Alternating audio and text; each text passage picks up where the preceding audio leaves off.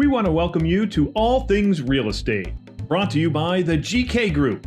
Now, here are your hosts, Brad Avergon and Gary Kelly. So, Brad, have you ever had a, quote, bad home inspection?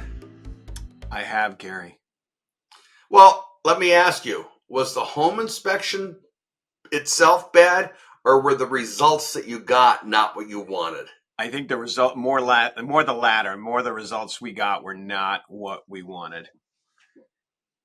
See, that's one of the things that we hear from time to time. We go out, we work with people, we're looking at houses, and they'll say, the last house we looked at, we had a bad home inspection. I contend the home inspection is not bad. The results are what's the concern. And that's the issue. And that's what I wanted to talk about today.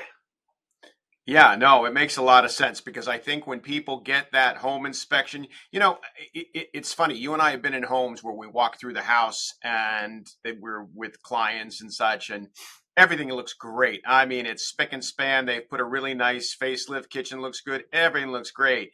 And maybe we walk into the basement and there's an odor we pick up, or we notice something, maybe a crack in the foundation or something, and the buyers don't necessarily see it.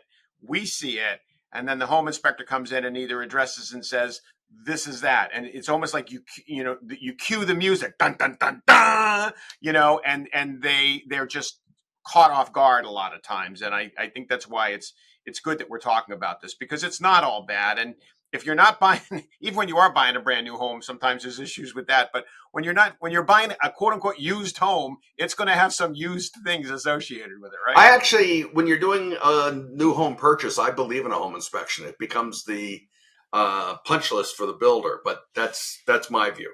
Yeah, no, I agree. So just so that people know, when it comes to doing an inspection, at least in Massachusetts, the inspector has had to work 2,000 hours in an unpaid internship kind of role to hone their skills after the classroom stuff. So this is someone that's been committed to this. Now, the people that I know that are home inspectors tended to be, retired contractors, carpenters that just swinging that 16-pound hammer, just they can't do it anymore. So they transition into the home inspection role. They all put something into their software. They take pictures of things, put it into their software. And for those that want to see what the software is, if you go onto the App Store, you can look for Spectacular, and that's one of the popular software tools that are used. And at the end, I say to people, you're going to have a home inspection. You're going to get a report at the end. It's going to be big.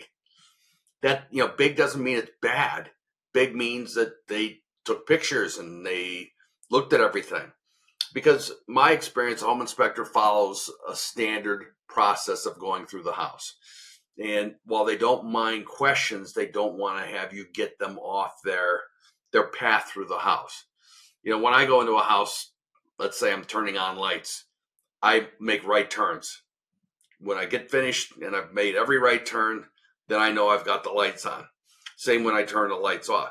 The home inspector does something similar. They follow a path through the house so that they get everything. They don't want to miss anything. And so that's why the reports are always going to be about the same size. Because big house, small house, they're taking, pictures all through that. Is that consistent with the experience you've had, Brad?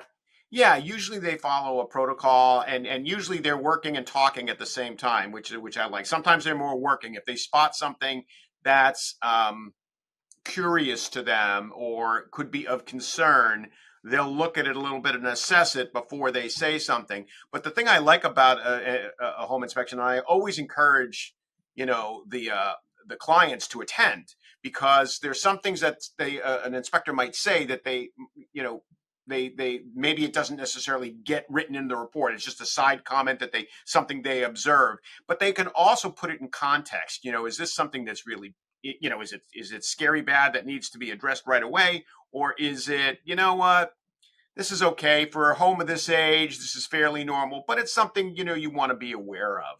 And I, that's why, it's funny. I'm always amazed at the clients that say, "Oh, I gotta do the home inspection. Just send me the report." just send me the.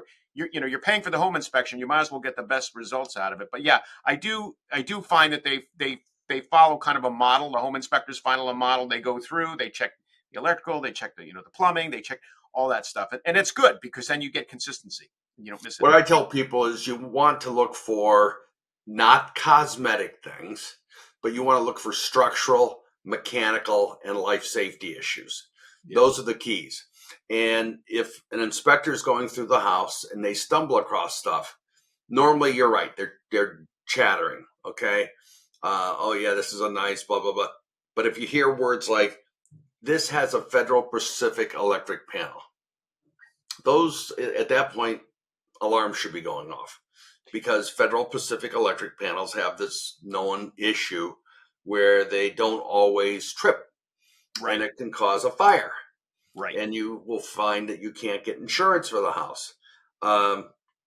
Apparently, back in the day, Federal Pacific falsified testing data to get their panels approved. I don't know. I wasn't around, but it's a huge, huge, huge red flag. Absolutely, absolutely, and again, the only thing is that, you say alarms should be going off. Yes, it certainly needs to bring something to the attention as, okay, this is something we need to address right away. However, I do think that it can be addressed. You've got, Mr. Seller, you've got a Federal Pacific box, which is in fact illegal. Now, we would need to either replace that after we own the property and have the price adjust accordingly, or you could have it replaced. Is that fair?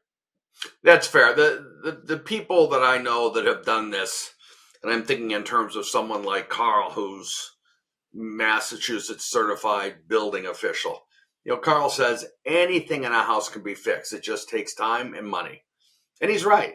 I mean, it makes it very simple. The issue that I see is you get I'm going to paint a picture of a young couple looking for a home. They found something that kind of resonates with them, and then they have the home inspector come through.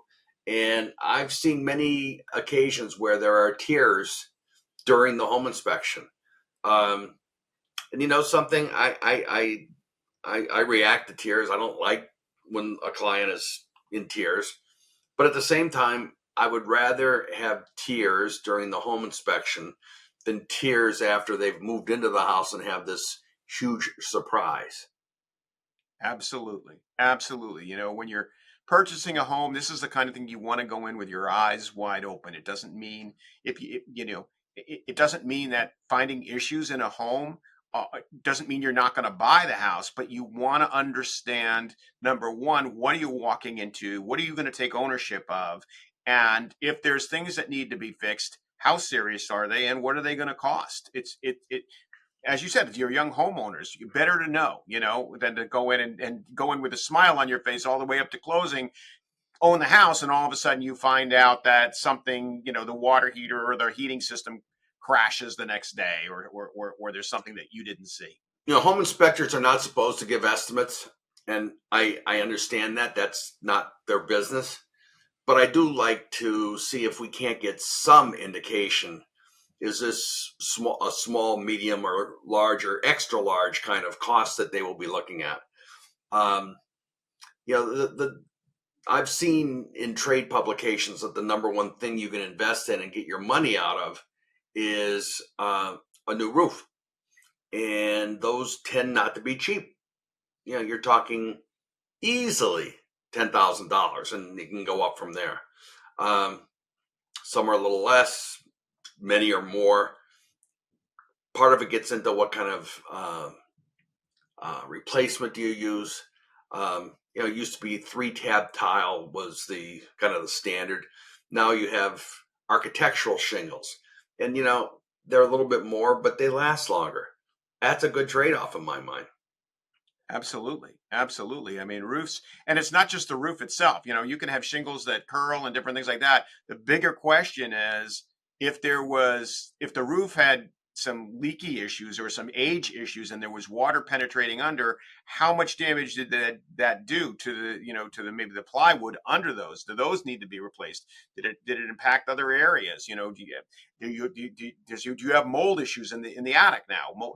There's all sorts of things. So it is the kind of thing you want to go up there. well, you want to have your building inspector go up there, who typically has more knowledgeable eyes than even you or I might have, and be able to kind of assess this. And it's not, as you said, that they're going to give you a quote and say, well, your roof is going to cost this much to replace, but it's enough that you can say, okay, doesn't mean we're not going to buy the house, but it does mean I may want a roofer to come out and give me an assessment as to what this is going to cost me. And then you get into, if they don't have the money to do it, okay, do they walk from the deal or do they do something different? And that's something that I think you can start to talk about. Yeah, absolutely. So there's a number of different ways. A lot of times, if it's something that's really overt and could compromise the seller's ability to sell the house, a Federal Pacific box is a perfect example of that. You as the buyer's agent, I would think, would have some latitude to be able to go back and say, hey, look, this box is illegal. This needs to be replaced. How can we do this, right? And the listing agent's going to know, you're right, this is the law, you got to replace these things. If it's something that's more buyer's choice, let's say there's some things that need to be replaced, such as let's just say a water heater is old, but it's still functional, but it's old, or a heating system is old, still functional, but old. They have the option either to plan for the future, right? Or if they want to do it then, they've got a couple of options. Either they can, if they had planned on putting 10% down, maybe we look at doing 5% down and leaving 5% aside for some renovations that they're going to do, some improvements. Brad, let's hold that thought. Okay. Let's pay some bills and then we'll come back and continue the conversation. I want to talk about, how to fund some of this stuff. Sounds good. Thank you for watching All Things Real Estate. We'll be right back.